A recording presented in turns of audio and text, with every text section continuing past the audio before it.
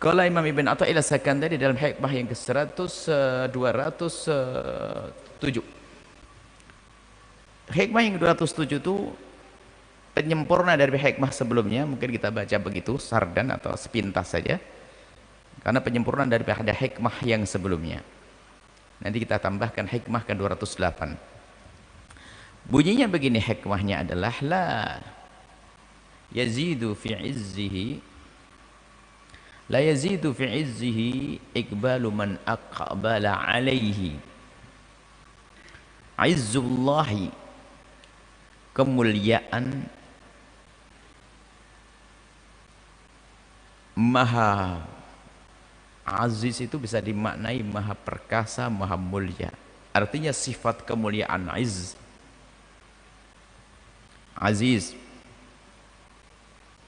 dimaknai juga keperkasaan, maha. Kemahamuliaan Allah itu tidak akan bertambah dengan berbondong-bondongnya orang beribadah, melakukan kebaikan, mirip dengan sebelumnya. Ini agar itu rambu-rambu agar kita ini kalau beribadah itu jangan sampai kita menduga bahwasanya ibadah kita yang banyak ini menjadikan sebab kemuliaan Allah tambah. Oh enggak. Kemarin kita hadirkan satu riwayat dari baginda Nabi, ya kalau seandainya semua orang itu baiknya kayak baginda Nabi Muhammad semuanya, lah seperti hatinya satu orang yaitu Nabi Muhammad, semua orang baik semuanya, enggak akan menambah kemuliaan Allah. Atau semua jadi kayak Abu Jahal juga enggak akan mengurangi kemuliaan Allah. Penyempurnaannya di sini. La yazidu fi izzihi, tidak akan menambah kepada kemuliaan Allah iqbalu man aqbal alaihi, adanya iqbalu berbondong-bondong menuju, itu iqbal. Iqbalun nasi, datangnya orang kepada Allah. Orang beribadah, orang menjadi baik, tidak akan menambah kemuliaan Allah. Wala yanqusu min izzi, dan tidak akan mengurangi kemuliaan Allah. Idbaru man adbar alai anhu, berpalingnya orang-orang, kalau orang tidak sholat, tidak ibadah, tidak akan mengurangi kemuliaan Allah. Imam Ibn Athaillah Sakandari menyempurnakan hikmah sebelumnya, bicara tentang izzullah, sifat zat, sifat kemuliaan zat Allah itu adanya adalah bersama adanya zat. Zat Allah itu maha dahulu, maka sifat-sifat zat Allah pun dahulu bersama dahulunya zat Allah. Artinya dahulunya sifat ini, dahulunya sifat Allah ini harus kita yakini. Semua sifat-sifat zat Allah itu disebut dengan sifatun qadimatun azaliyatun. Qudrah Allah dahulu sekali dan tidak ada permulaan. Termasuk kemuliaan Allah, izzullahi wa izzatuhu. Allah mulia dari dulu. Namanya sifat zat Allah. Jadi enggak ada zat Allah tidak bersifat, itu enggak mungkin. Berarti bersama adanya zat Allah yang maha dahulu, maka kemuliaan Allah juga dari dulu dan dulu. Ini adalah diarahkan kepada pembahasan tauhid. Yang sebelumnya diarahkan kita kepada pemahaman tasawuf. Ini pemahaman tauhid itu begini maknanya. Kalau kita kenal Allah, bahwasanya zat Allah itu ada dan keberadaan zat Allah itu tanpa berpermulaan. Sifat wujud dan sifat wujud, kemudian sifat qidam, Allah maha dahulu. Tidak ada yang menciptakan Allah, tidak ada yang mendahului Allah, Allah maha dahulu. Bahkan kemahadahuluan Allah itu maha dahulu yang tidak berpermulaan. Sebab kalau berpermulaan ini tentu akan ada tanda tanya berikutnya. Lalu siapa yang memulai? Jika adanya Allah itu dari tidak ada, siapa yang mengadakan? Siapa yang mengadakan? Kalau Allah itu diadakan maka bukan Tuhan, karena dia makhluk.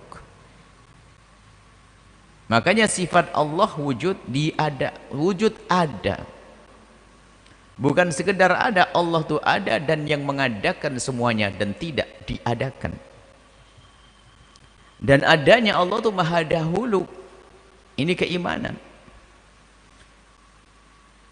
Sebetulnya ini, kalau kita bicara tentang sifat-sifat yang selama ini dihadirkan oleh para ulama Asy'ariyah dengan sifat 20 itu sebetulnya karena memang itu sifat Allah itu banyak. Segala sifat kesempurnaan yang sesuai dengan keagungan zat Allah itu sifat Allah, dan sifat Allah tidak berbatas. Akan tapi para ulama membahas sebagian daripada sifat-sifat Allah, diantara yang selama ini populer banget di kalangan ahli sunnah wal jamaah Asy'ariyah, yaitu sifat 20. Karena sifat 20 ini adalah termasuk semacam alat ukur. Kalau tidak ada ini pasti bukan Tuhan. Kalau masalah kasih sayang, misalnya sifat Allah juga. Kalau masih kasih sayang sifat Allah, bisa saja itu dinisbatkan kepada makhluk, dia penuh kasih dan sayang. Tapi kalau ini kidam, nggak bisa. Bumi diciptakan dari tiada menjadi ada. Bagaimana kisahnya Fir'aun kok diangkat jadi Tuhan? Ini kan orang yang mengangkat nih nggak berpikir kali. Mestinya dia bertanya, lalu dia dilahirkan kok jadi Tuhan? Mestinya berpikir. Tapi dalam akidah kita itu dipangkas langsung, nggak mungkin kalau diadakan itu jadi Tuhan. Kemudian berpermulaan, terus sebelumnya nggak punya Tuhan, nggak ada Tuhan dalam kehidupan ini, bagaimana? Nggak mau. Makanya sifat 20 itu harga mati. Yang mengingkari ya salah. Dan cara mengenal Tuhan paling tepat adalah mengenal dengan sifat 20. Karena sifat 20 itu akan dihadapkan untuk menantang orang yang semula tidak beriman kepada Allah pun bisa dengan menggunakan dialog akalnya. Dialog panjang tentang wujud Allah, dialog panjang tentang dahulunya Allah, dialog panjang tentang maha abadinya Allah, dialog panjang tentang Allah berbeda dengan semua yang ada yang kita saksikan dan seterusnya. Ini jadi Imam Ibn Attal tadi ingin giring kita pada urusan akidah. Nah, Allah punya, Allah yang maha dahulu tentu sifat-sifat dzatnya bukan sifat fi'il. Sifat dzat itu sifat, dan sifat fi'il adalah menghidupkan, mematikan, ya kapan, yang kalau Allah menghidupkan kita ya saat ini sifat itu. Berarti bukan berdahulu. Ada sifat dzat, sifatu fi'lin. Tolong bedakan dari sifat dzat dengan sifat fi'il. Ini sederhana tapi kadang karena tidak dibedakan menjadi rancuh. Kalau sifat fi'il, pekerjaan Allah macam-macam. Ada menghidupkan, mematikannya. Ya kapan mematikan, ya itu sifatnya muncul. Tapi kalau sifat kudrah Allah dahulu dan dahulu bersama adanya zat Allah. Termasuk izzah. Kita mau masuk di sini. Lah kalau izzullahi wa izzatuhu, kalau kemuliaan Allah itu maha dahulu, artinya apa? Nggak ada pengaruhnya kebaikan hambanya. Nggak ada urusannya dari dahulu. Sebelum hamba ini ada. Sudah izzatullah, selesai. Sebenarnya mau ke sana Ibn Attal mau ngomong, mau jelaskan kemarin kok. Mungkin ada bertanda tanya, kok bisa kebaikan kita tidak menjadikan kemuliaan Allah? Tapi kalau kita kan bisa. Coba, semakin banyak orang yang menyanjungnya, semakin terangkat tinggi. Semakin ini kalau manusia. Coba. Kemuliaan manusia itu adalah sifat mulia manusia itu akan tampak di saat dia dijejer dengan manusia. Di saat dijejer dengan manusia. Dibandingkan dengan sifat manusia. Maka dia disifati dengan sifat mulia karena ada sifat manusia yang tidak baik. Coba. Jadi saat dia sendiri nggak ada bandingannya, nggak bisa disifati sebenarnya. Maka untuk dikatakan orang itu menjadi mulia manusia, mulianya adalah bukan mulia dzati, kemuliaan Allah. Mulianya manusia adalah dilihat dari dia bersifat ini. Contoh, dia mulia. Kenapa kau katakan mulia? Dia penuh sopan dan santun. Oke, satu. Tapi satu lagi ngomong, dia sangat mulia. Kenapa? Dermawan. Oh, dua, naik lagi. Apalagi dia mulia. Kenapa? Sabar. Loh, tambah. Manusia tambah. Kalau manusia bisa tambah terus. Jadi sesuai dengan apa yang dilakukan akan tambah. Berarti kemuliaan dia naik, naik, naik, naik, naik. Itu manusia, karena mulianya bukan dari dzati. Mulianya adalah di saat dia urusan dengan orang lain. Kita menjadi mulia kan urusan dengan orang. Kapan dikatakan kita dermawan? Kalau kita sudah memberi kepada orang, kalau nggak ada yang kita kasih, kapan disebut dermawan? Kapan kita penyabar kalau belum ada yang godang ganggu baru kita sabar? Nggak bisa.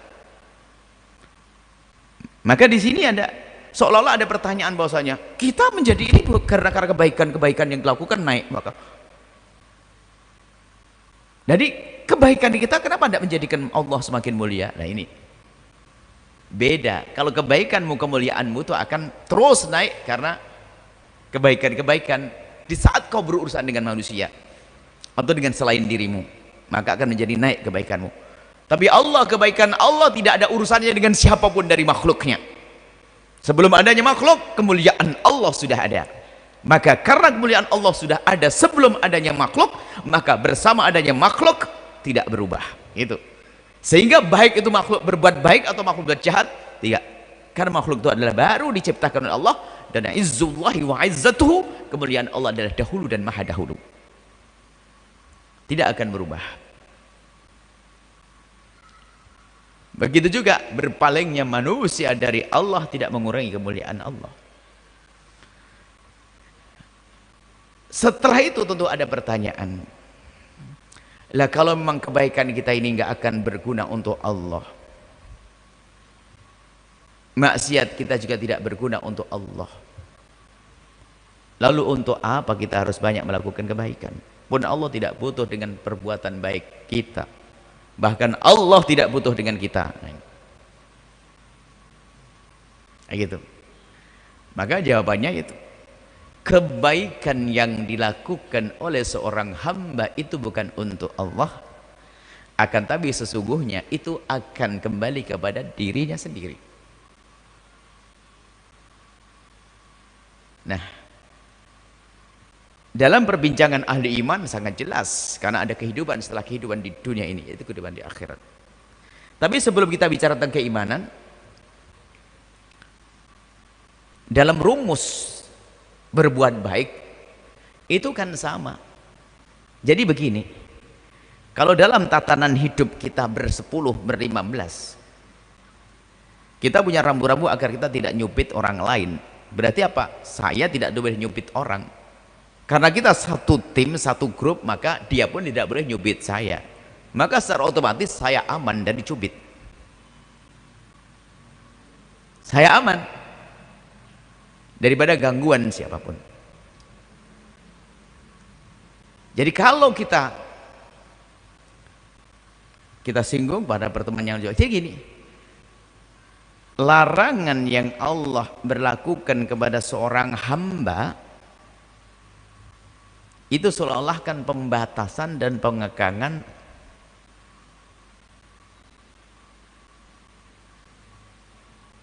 Kemudian perintah kebaikan yang dilakukan seorang hamba seolah-olah juga sesuatu yang merugikan saya.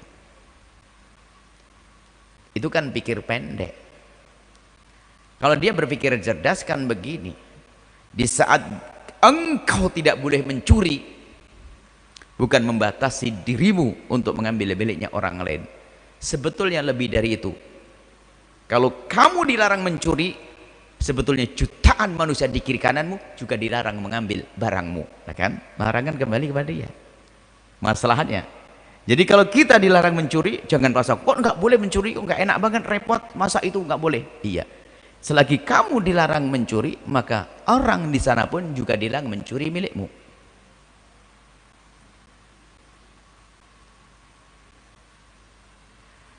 Kalau kamu kaya, hendaknya kau peduli dengan orang fakir. Lah kok bisa? Iya.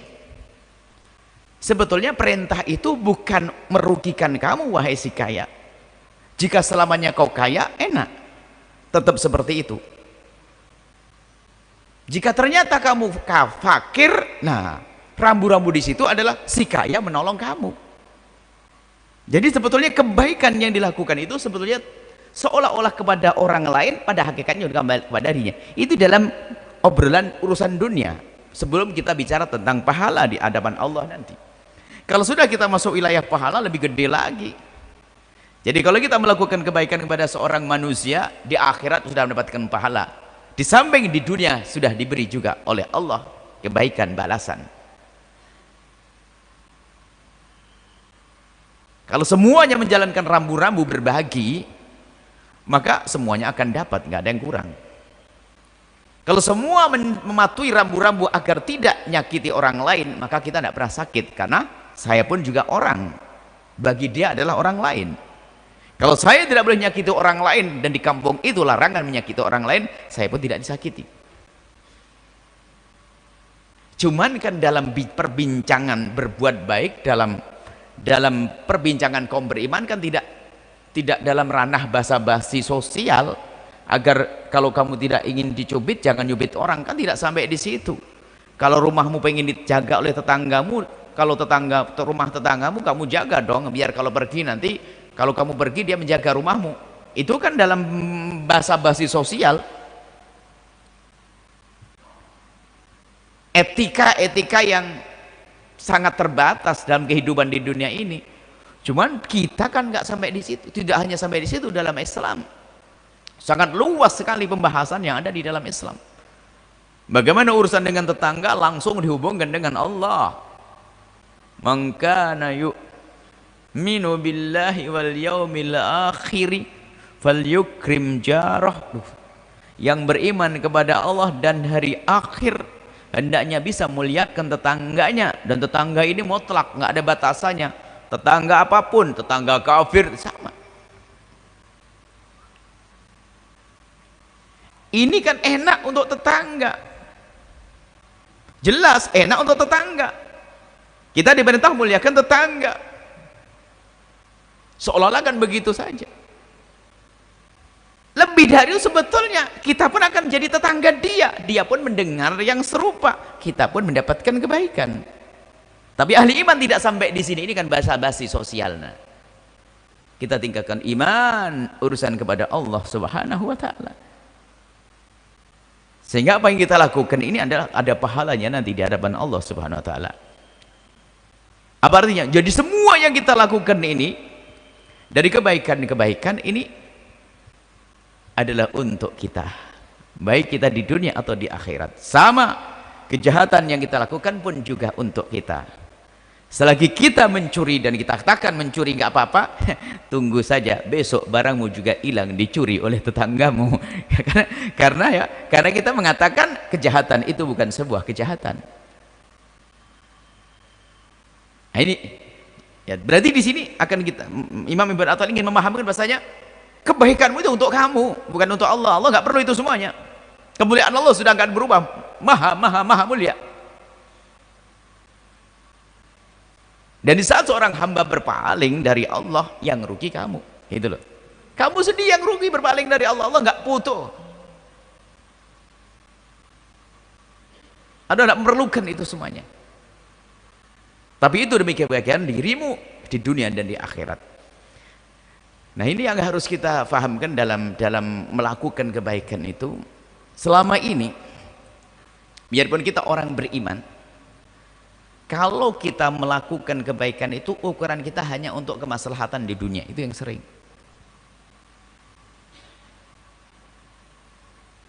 Kemaslahatan di dunia yaitu saja ikut rambu-rambu ya. Hanya yang penting saya selamat di dunia. Lah kalau kita seperti itu nggak beda dong kita dengan orang-orang yang di negeri kafir sana, bahkan lebih disiplin dari kita loh ya. Di negeri kafir sana nyebrang jalan lampu merah segala macam, naik bus saja ngantri rapi banget. Orang Islam malu sih, ronong aja karena kebiasaan negeri ronong. Ya Allah, pakai kopiah putih lagi itu. Karena nggak biasa ngantri kita. Orang ngantri panjang, ngapain kok panjang banget, ronong itu habis. Di negeri seperti itu menerapkan peraturan yang rapi sekali. Cuman ingat, itu hanya urusan di dunia saja. Sebetulnya kaidahnya itu tadi, ternyata kebaikan yang kita berikan kepada orang itu membuahkan kebaikan untuk kita. Biar orang paham ini, kita bawa urusan dunia dulu, bahwa semua kebaikan yang kita lakukan itu sebenarnya adalah untuk kita, bukan untuk Allah. Mereka nggak beriman kepada ada Allah kok. Mereka menganggap ini perlu, saya berbuat baik itu perlu, saya berbuat baik. Di sini saja orang sudah paham bahwasanya kebaikan dilakukan seorang hamba adalah untuk kepentingan dirinya. Nah, kalau kita membaca kebaikan yang kita lakukan hanya sebatas itu, nggak beda dengan orang kafir. Biarpun di urusan dunia ada maslahatnya. Saya nggak mengambil, saya tidak mengganggu, saya tidak begini, saya patuh, saya ini. Menjadi hidup itu benar karena ada aturan untuk tidak saling mencubit, tidak saling memukul, tidak saling mendahului, tidak saling mengganggu. Terus itu aturan. Di sini jelas bahasa mereka tidak percaya adanya Tuhan, nggak pernah berpikir kebaikanku untuk Tuhan, dan mereka tidak pernah berpikir kejahatan yang kita lakukan adalah akan rugi ke Tuhan, nggak ada. Jadi kalau bicara tentang ini mereka sudah aman. Yang repot adalah kita beriman, terlintas di hati kita kebaikan kita adalah untuk Allah, kepentingan Allah. Lah ini salah. Yang kafir saja bisa memastikan bahasanya kebaikan yang aku lakukan adalah untukku, kejahatan yang aku lakukan adalah juga bahaya untukku. Karena di saat aku jahil sama orang, artinya dia juga akan jahil ke saya nanti. Ini lingkaran tidak beriman. Bagaimana orang beriman kok tidak paham ini? Kebaikan yang kita lakukan bukan untuk Allah, adalah untuk kita sendiri. Bedanya adalah kita dengan orang yang tidak beriman adalah untuk kebaikan yang kita lakukan adalah untuk kita sendiri, bukan sebatas kehidupan di dunia. Ada kehidupan yang lebih panjang nanti di akhirat. Maka apa yang Anda lakukan saat ini? Anda berderma membantu fakir miskin, Anda membuat masjid, membuat pondok pesantren, Anda keluar uang itu semuanya untuk menolong orang kelihatannya di dunia, tapi sesungguhnya setelah itu adalah ada kebaikan di akhirat. Untuk siapa? Jangan dikatakan untuk Allah, untuk kita sendiri. Begitu juga kejahatan yang kita lakukan, semuanya akan kembali kepada kita. Kalau tidak di dunia, nanti ada kejahatan yang atau siksa, beban yang kita temukan nanti di akhirat ini. Kembali, jadi la yazidu fi izzihi iqbalu man aqbala alaih, tidak akan menambahkan kemuliaan Allah berbondong-bondongnya orang melakukan kebaikan. Wala yanqusu min izzihi, dan tidak akan mengurangi kejayaan Allah, kemuliaan Allah, idbaru man adbara alai anhu, orang-orang banyaknya orang atau berbondong-bondongnya orang berpaling dari Allah. Karena apa? Kemuliaan Allah adalah kemuliaan yang dahulu, dan dahulu kebaikan kita adalah kebaikan baru kita lakukan. Artinya apa? Kita fahami bahwa kebaikan kita bukan untuk Allah, tapi kebaikan kita adalah untuk diri kita sendiri. Pertanyaan sederhana, karena membacanya dengan bahasa terjemahan kita, bukan dengan bahasa rasa. Setiap kita sholat, coba aku sholat fardu lillahi ta'ala, lillahi ta'ala itu bisa saja mana kalau untuk Allah, tapi terbanyak benar adalah karena Allah, ya lillahi sholli fardu lillahi, wah untuk Allah, saya berikan untuk Allah, ini adalah untuk Allah, untuk Allah. Wah, ini pasti Allah perlu ini. Kadang-kadang karena terbiasa dengan takbir-takbir yang kita sadar, tidak kita sadari ungkapan, ya akhirnya keyakinan yang ditakuti bin Allah terjadi. Jadi makna lillahi ta'ala itu karena Allah itu adalah apa? Ikhlas, tulus, karena ingin mendapatkan pahala dari Allah, bukan untuk Allah. Jadi kita melakukan sholat lillahi, bukan untuk Allah. Memang makna untuk Allah itu karena Allah, mengharap pahala dari Allah. Syufi, bukan untuk Allah tuh ya, berbuat baik untuk. Lah kalau kita, saya mencintai Anda ini untukmu, saya memberi hadiah untukmu beneran ini. Tapi makna lillah, li ajlillahi, karena Allah, yaitu untuk mendapatkan pahala dari Allah, keridhaan Allah subhanahu wa ta'ala, bukan kita berbuat baik untuk masih apa? Kepentingan Allah, bukan untuk kepentingan Allah, Allah yang menciptakan makhluknya. Jangan jadikan Allah menjadi punya hajat kepada makhluk, tapi kita yang punya hajat kepada Allah. Semua kita adalah punya hajat kepada Allah. Kita membutuhkan Allah, kita memerlukan Allah subhanahu wa ta'ala. Bukan Allah tidak memerlukan kita, dan Allah tidak memerlukan amal kita. Wallahu a'lam bissawab.